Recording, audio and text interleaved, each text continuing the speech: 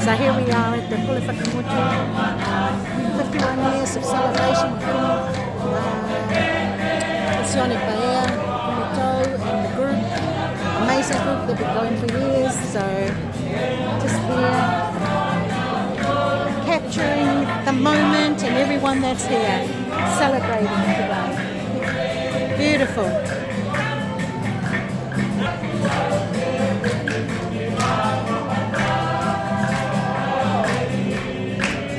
Beautiful singing. And all the people here today. Lovely. Lovely to see everyone enjoying the day. Packed out.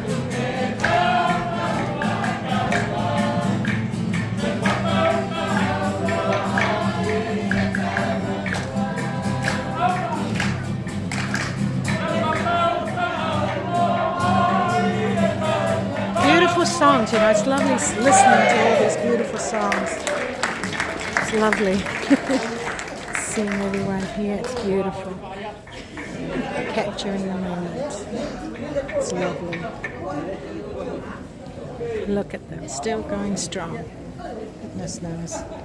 They're most probably retired, most of them. Anyway, in Zealand, Mones, Favona, Aonga Kiki, Komona Kamatoro. Hey. Oh.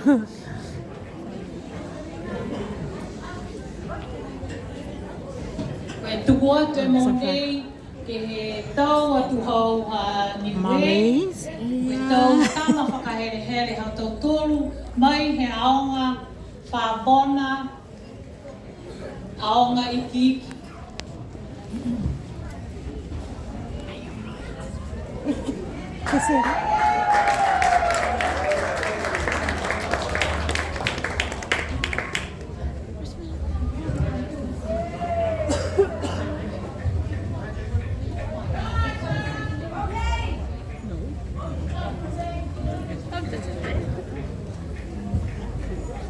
Ia, whakamare koe tau whanau ni. Beautiful. Ko lewa te practice halo tōru. Si hanai e mua e kato ke o mai amu tōru ke tuku tahama sene tose ke lata e askurimi halo tōru. Ia whakaue. For how, eh?